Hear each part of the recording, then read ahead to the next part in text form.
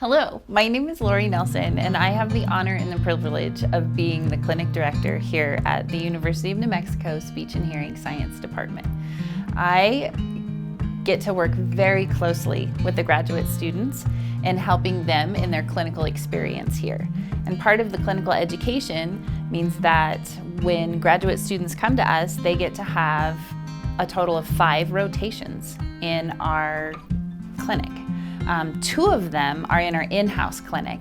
Those experiences are so phenomenal. I cannot even tell you how many wonderful providers we have here, our clinical instructors with all of their specialties and their unique personalities. What I think really makes us stand out is that all of them have special qualities that they help each of their students learn and grow and take with them these wonderful nuggets of information that they can then go take into the community and share. And it's just amazing. I absolutely cannot even name all of the things that we have going on in our clinic. But if I was going to highlight a couple of them, I would love for anyone who comes to our clinic to know that we offer services like preschool groups for children with autism. We offer voice groups for transgender individuals who are looking for voice affirmation services. We offer infant feeding for children who've just been discharged from the hospital and need a little bridge to help them before they get early intervention services for their feeding deficits. So we have so many things. We actually see people, infants, like I said, all the way through geriatric populations and everything in between. Some of the things I'm really excited that our students get to experience while they're here is using an electronic medical record. That is something that's unique and helps them to know some skills that they're going to need when they go out into the community. Because our clinic accepts almost all major insurances, it allows us to provide services to the greater Albuquerque and honestly New Mexico area. Speaking of that, not only do we offer individual services and group services, so our graduate students get to see both of those, we also offer teletherapy services.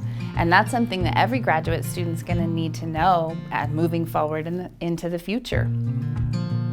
We have an audiologist here, and every student gets to have a rotation with our audiologist.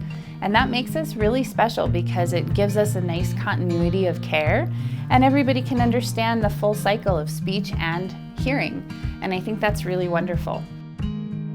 In our clinic, in every therapy room, we have state-of-the-art equipment that allows us to not only observe students while they're doing their therapy, but also record so that later we can use it for learning opportunities and grow as a clinician and as an instructor. Another thing that our program offers is that we work very closely with our research faculty. And what that yields is an opportunity for our graduate students to not only participate in research, but see evidence-based practice in work. So we will partner with research faculty and have a preschool group running. And that research becomes the new research that they get to use out in the world. I just think that's so cool to be able to be a graduate student participating in the latest and greatest and making your mark on your field that you are just barely entering in. Now I would really like to show you several of the places that you're going to get familiar with when you're in our program.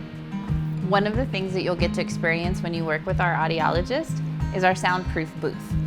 She's able to go in on one side and test the patient's hearing on the other side. Here's one of our many treatment rooms that we have all throughout the clinic.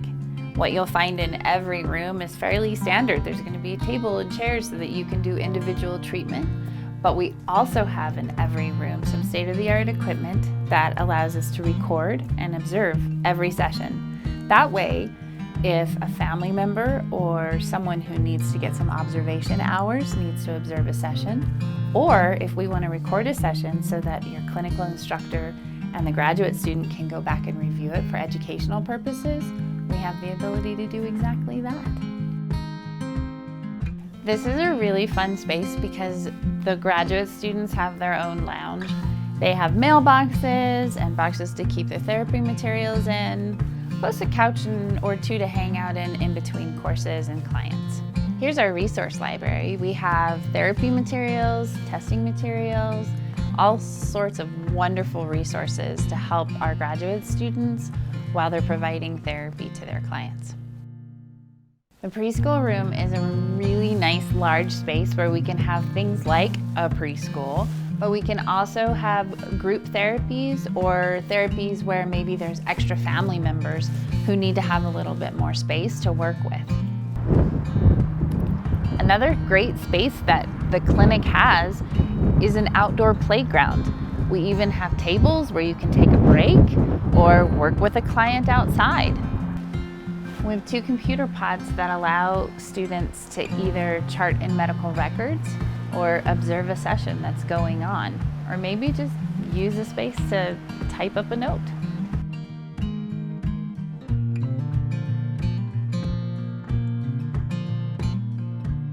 Hi, I'm Dr. Cindy Govarder. I'm an assistant professor in our department, and I'm going to show you a little bit around our research wing.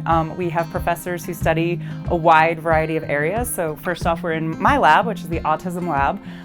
We work with young children either who have diagnoses of autism or have early signs of autism. We do AAC, we do parent training, and we focus a lot on naturalistic interventions. I'm now in Dr. Jessica Richardson's lab, which is the neuro rehab lab.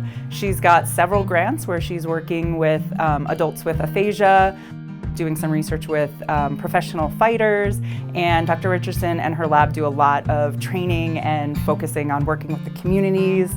Unique place to be, and you'll get to take a look at some of the special equipment used in this lab as well.